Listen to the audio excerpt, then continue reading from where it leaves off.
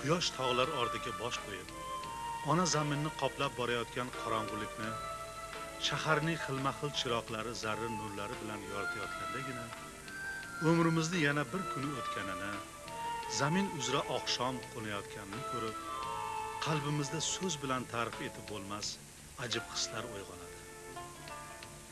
Bunday damlarda qalbingga yaqin, dilkash insonlar huzurida shirin suhbatlar qurging keladi.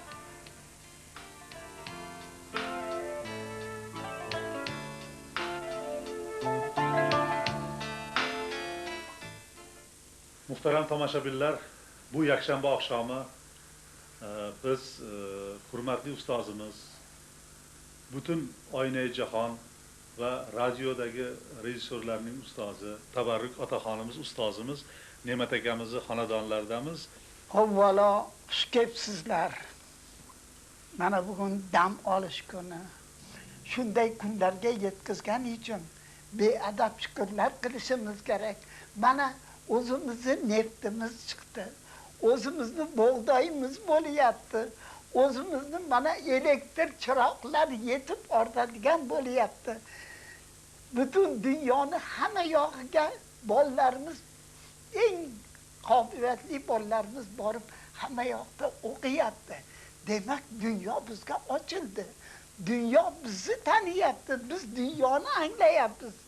O'zbek xalqining kimligini dunyodagi ko'p xalqlar bilmasida, ayniqsa mana shu 70 yil shu sho'rolar davrida.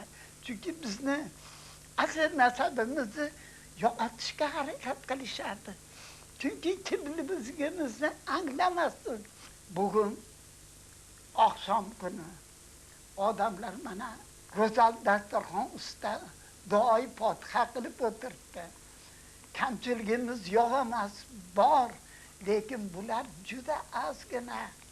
juda ozgina. Dunyoda erkinlikdan, erkin qafasda uchmasdan qafasda bo'lgan oltin qafasda bo'lsa qushni, unga qanday bir go'zalligi bor.